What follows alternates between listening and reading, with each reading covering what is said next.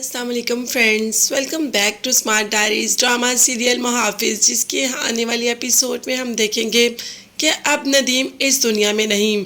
और शाहीन जानती है कि नदीम ने बेहद बुरे काम किए और अपने भाईजान के सामने इस बात पर शर्मिंदा भी है।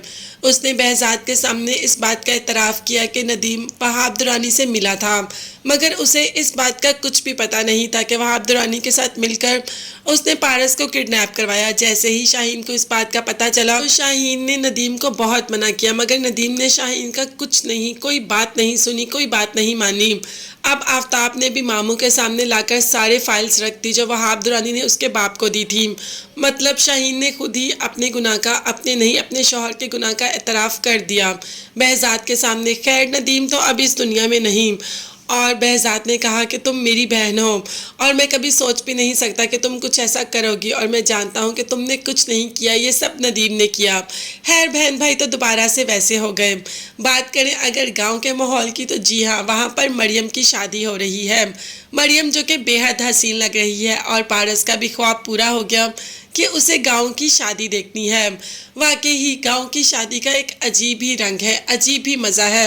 हर तरफ सुकून, इत्मीनान, डांस, गाने, मतलब सब कुछ इतना सुकून और इत्मीनान से हो रहा है कि बहुत मज़ा आ रहा है पारस को। और मरियम को तो इतनी हसीन लग रही है, इतनी प्यारी, कि पारस उसे देखती और देखती ही रहती है और कहती है कि मैं दिल से दुआ करती हूँ कि तुम अपनी आने वाली ज़िंदगी में बेहद खुश रहो। मगर यहाँ पर जवार का क्या होगा? क्या जवार की शादी वाकई ही रेशम से हो जाएगी?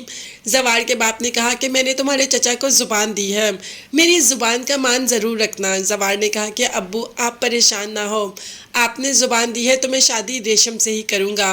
अब जवार यहाँ पर कौन सी डबल गेम खेल रहा है? एक कह रहा है कि शादी रेशम से करूँगा, दूसरा खुद ही पारस के क्लोज होता जा रहा है। और पारस जो कि जवार से मोहब्बत करती है, मगर अभी अपनी मोहब्बत का इजहार करना नहीं चाहती, बल्कि वो चाहती है कि इस मोहब्बत का इजहार जवार खुद करे।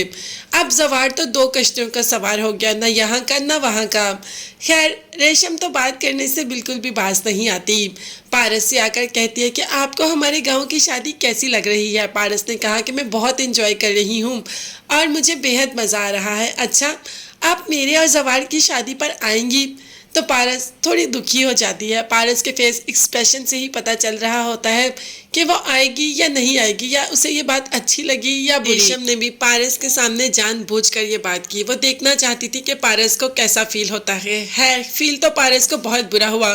तो क्या पारस अपने दिल का हाल किसी को बयान कर पाएगी या किसी के सामने अपना दिल खोल कर रख देगी? ये देखने और जानने के लिए चैनल को लाजमी सब्सक्राइब कीजिएगा, बेल आइकॉन भी प्रेस करें ताकि हर वीडियो आप तक बआसानी पहुंच सके। अपना बहुत ज़्यादा ख्याल रखिएगा और अपनी कीमती दुआ में मुझे और मेरी फैमिली को भी याद रखिएगा। नेक्स्ट वीडियोस तक के लिए अल्लाह हाफिज़, bye bye and take care.